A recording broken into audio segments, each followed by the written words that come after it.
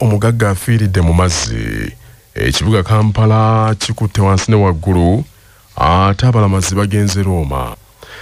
Kamalabyonna wa Buganda Charles Peter Mayiga ajjukiza abaami ba Kabaka obuvunaanyizibwa obujjira ku buyinza obwabaweebwa n'abasaba babukozese bulungi. Bwe yabadde ayogerako eri abakulembeze b'essaza ly'e Bugisu, Teso ne Bukedi n'abakulembeze abavubuka abakunganidde ku Mbale Resort Hotel mu kiro ekikeesezza leero, Katikkiro akinogaanyiza nti obuweereza eri Namulondo tebuyimiridde ku bitiibwa wabula ku buvunaanyizibwa n'okumanya ensonga z'abantu b'Omutanda n'okuzisalira amagezi. Sintebe butebe nti kyekitiibwa.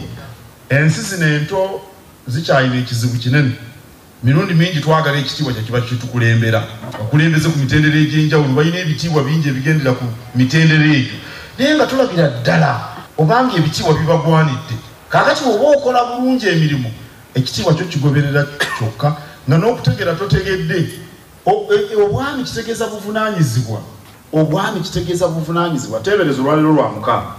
Abantu bali mu kwewummuzaako, bali mu byabwe, abalala bagenze ku mbaga, abalala bagenze kulaba abaana ku masomero. Emikolo tugiggwayo buvunaanyizibwa, naye obwami oli wano mu buvunaanyizibwa. Katikkiro era asabye abaami ba Kabaka abali e Bugisu, Teso ne Bukedi okubeera abeetoowaze eri abantu be bakulembera nga babawuliriza n'okukkiriziganya ate n'okuwabulwa. Abamu balowooza nti obwetoowaze kwezinga nga balabye abakulu, ekyo nakyo kiwe ekiri. Naye ekisinga obukulu kwe kussa ekitiibwa mu muntu gwe atalina nnyo kyayinza kukukola. Obwo bwe bwetoowaze obutuufu, okusinkanya abantu ba Kabaka abali eno, omusajja omusanze talina kintu kyonna kyayinza kukukola. Nabana abaami talina nale kyayinza kubasanga, naye ng'alina ensonga yeemuluma n'omwakadde n'agikubuulira. Abaami tusaana okubeera abetoowaze kubanga ekitiibwa kijjira bugizi kulinnya nga gye twatandikidde. Mu ngeri y'enjawulo Katikkiro akubiriza abavubuka abakulembeze okubaako n'ebiruubirirwa ebisukka ku kwegaggawaliza mu buyinza naye baffe ku mbeera z'abantu ba Ssemunywa. Omwami wa Kabaka omukulembererako essaza ly'e Bugisu, Teso ne Bukedi Oweekitiibwa Nsubuga Rashid n'omumyuka we Godfrey Kakungulu bategeeza Kamalabyonna nti essaza lino balina enteekateeka ey'okuzimba ekifo awanaakuŋŋaanira ng'abaana abalenzi n'abawala mu nkola efaananako ey'ekisaakaate babayamba okubalungamya n'okubalambika ku buwangwa n'ennono, kyokka n'asaba abantu b'Omutanda naddala abalimi bawagirweko. Liteekateekawo engeri y'ekisaakaate tusobole okuyigiriza abaana baffe empisa n'ennono nga tuyita mu mbeera ey'obwete y'ekisaakaate. Mukama wange ebisoomooza bingi watugamba nti bisoomooza taga biwulira, naye kabikuyitemu ebitonotono. Essaza lino terina kitebe. Mu nsisinkano y'emu eri abakulembeze b'abavubuka, minisita w'abavubuka ebyemizannyo n'ebitono Oweekitiibwa Robert Sserwanga Sarah ng'asomozza abakulembeze abataagala kunoonya kumanya ne batambuliranga ku bulimba ekibaleetedde okwogeranga ebitakwatagana. Bano bakusubiramu akapya, bano bakusubira mu kyogamba, naye bw'obeerawo oli ssentebe bakubuuza Katikkiro yagambye eki? Omusajja yayogedde. Katikkiro yayogedde ku nsonga nti allalala gwe wandibaddeyo. Katikkiro nedda. Omukulembeze bakusubira okumanya ebintu. Omukulembeze bakusubira okuba nti bw'obanga oli wano okola ky'olina okukola ng'omukulembeze. Musiri David Bwojo omu ku bakulembeze abavubuka ne banne okuva mu matendekero ag'enjawulo ng'ayita mu bibuuzo eri Katikkiro yeemulugunyizza ku ngeri abamu ku bakulembeze gye beebalama ensonga za Buganda. Ssentebe w'abavubuka mu Buganda Derrick Kavuma yawadde banne bwe bali ku bukulembeze amagezi okwettanira okumanya baleme kutankana byafaayo bya Bakabaka. Katikkiro ku lugendo lwawerekeddwako minisita w'amawulire avunaanyizibwa okukunga abantu era omwogezi w'Obwakabaka Oweekitiibwa Israel Kazibu Ekitooke, abayizi ku matendekero g'Obwakabaka n'abantu kinnoomu. Olwaleero lwe lunaku mulindwa olw'ekivulu kya bannakampala ekya Kampala City Festival, ng'olunaku luno lubeera lwa njawulo era luba lwa ntujja eri bannakampala mwe beegajjanyiza mu kibuga kyabwe n'abandi okwolesa emirimu gye bakola egyo egikulaakulanya ekibuga. Enguudo ezimu eza Kampala zigaddwa abantu basobole okutambula kyere nga babinuka amasejjera watali abatataaganya. Embeera ekyali nzikakamu nnyo ku kisaawe ky'ameefuga Kololo awategekeddwa emikolo emikulu egy'ebikujjuko bino. Omusasu waffe Ssekajjija Augustus akedde Kololo era kaatubuulira ebifaayo. Mu kafubo w'ekitongole ekivunaanyizibwa ku kuddukanya ekibuga Kampala Kampala Capital City Authority okuddiza ku bannakibuga olw'emisolo emingi gye bawa egiyamba mu kuddukanya ekibuga kyasalawo okutegeka ebikujjuko nga bino byatuumibwa Kampala City Festival. Nga muno bannakibuga mwe bayita okwolesa ebintu ebyenjawulo bye bakola watali wadde okusasuzibwa wadde omunwe gw'ennusu. Mu mbeera y'emu ekitongole ekyo era kyamaze dde okusasula abayimbi abagenda okusanyusa bannakampala okutuusa ssaawa 6 ez'ekiro. Emikolo emikulu gigenda kuyindira ku kisaawe ky'ameefuga Kololo era nga bw'otuuka mu kifo kino ebyokwerinda binywezeddwa nnyo ng'abakuumaddembe ba military police baaza buli ayingira okwewala abatamanya ngamba abayinza okutuusa obulabe ku bannakampala abali mu kwedigidira. Weema nnyingi zaamaze dde okuwanikibwa mu kisaawe ky'ameefuga Kololo nga muno mulimu eza kampani ezikola ebintu eby'enjawulo nga kw'otadde n'eyo gaggadde omugenda okutuula abakungu. Omugenyi omukulu asuubirwa okubeera Prime Minister w'eggwanga lino Robinah Nabbanja Musafiri era ng'ono yagenda okukiikirira omukulembeze w'eggwanga. Stage 3 gaggadde nazo zaamaze dde okuteekebwa mu kifo kino ng'era okwo kugenda kubeerako 2 ezigenda okubeerako abayimbi n'ebisanyusa ebirala. Mu kifo kino era wateereddwawo n'ekifo wagenda okubeera ebintu ebitakontana na ddiini ya Buyisiraamu era ng'ekifo kino kituumiddwa Harare Village. Muno mwe muli stage gaggadde ey'okusatu era ng'abategeera obusiraamu gye bagenda okukozesa okusomesa abantu ku ngeri entuufu omusiraamu gy'alina okweyisaamu.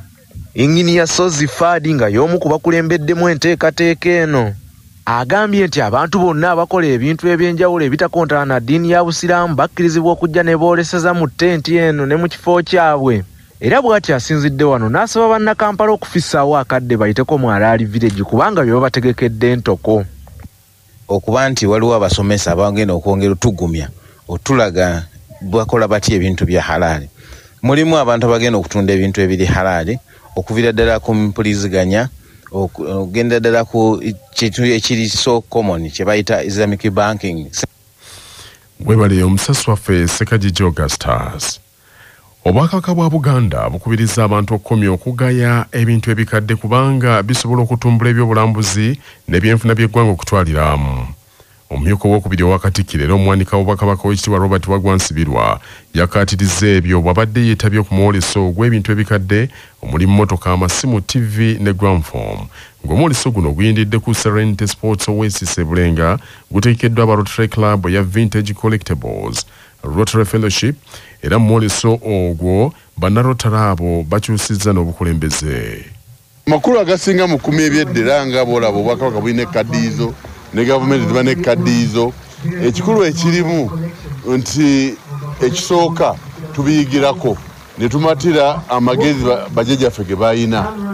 Ekyokubiri abaana baffe n'abazzukulu nabo babiyigirako. Ekyokusatu naffe twejjukanya.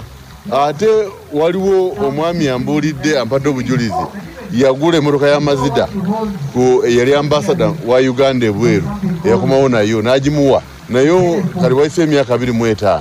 Omwami ono yagimuguza yafunye stroke n'asalawo agenda amulabeko naye omwami we yalabye emmotoka eyo batabani be ne bamukwata najja ku mmotoka n'agikwatako yasose okwogera. Oweekitiibwa Nsibirwa era agambye nti ebintu ebikadde biyamba nnyo n'okugunja emirimu wano n'awadde ekyokulabirako ky'amasiro g'e Kasubi agakozesa abantu ab'enjawulo okuli abakuumi, abalambuzi n'abalala olwo nabo ne bafuna ekigulira amagala eddiba. Patron wa Vintage Collectibles Rotary Fellowship Farouk Busuulwa agambye nti bakwongera amaanyi mu kuuma ebintu ebyo ebikadde kubanga bakizudde nti bya mugaso nnyo eri eggwanga lino. Nti fenga abantu abatutte obudde okukuuma ebikadde ng'amamotoka ag'emyaka 40 okudda emabega, ebintu by'omu nnyumba, ziterefayina ez'edda, ziraadiyo ez'emyaka 4 okusukkako ne byonna bye twakozesanga bajjajjaffe bye baakozesanga okuba nti tubikuumye ne tutabisaanyaawo. Lwaki tukola ekyo? Omuntu atamanya gy'avudde tasobola kumanya gy'alaga.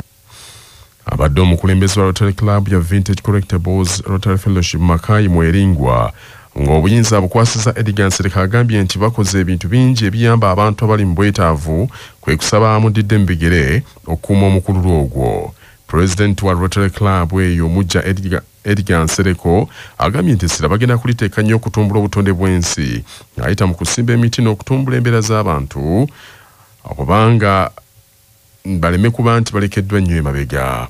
Omu ku bakuumye emmotoka enkadde Haji Sowed Ibrahim Mulumba ng'avuga Toyota Corolla eyakolebwa mu mwaka 1974 agambye nti agiwuliramu nnyo emirembe era emuwa ekitiibwa. Biwoobe nakwazirana mu kifo ekyabadigize kiyitibwa Busowoko Resort Beach mu disitulikiti y'Ejjinja mu Busoga.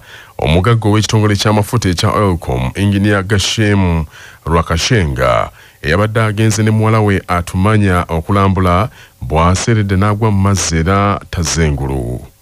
Akulira ekifo ekyo nga ye ssentebe wa ggombolola y'e Butagaya ekisangibwa mu disitulikiti y'Ejjinja Suuta Abdallah agambye nti bano nno mu kifo ekyo bagenzeyo eggulo limu mu mmotoka yaabwe kapyata ekika kya Toyota Land Cruiser TX abakozi ne babaaniriza mu ssanyu eringi.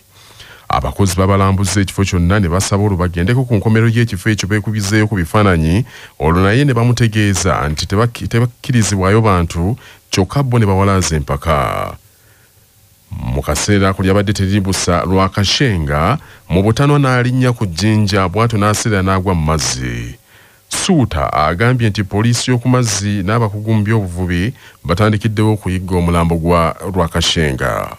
Atuuse baayanizirizibwa bulungi bagayidi ab'oku Busowoko batandika okulambula bajja ku extreme end paka yabakobye ati bano ekifo kino nkindi mukireke bwe yagiire ku extreme end kwene nga bali kwekubyaku ebifaanani ne muwala we awo ge yaseereire yagwa gamaadi awo era yaboneka nti agiire.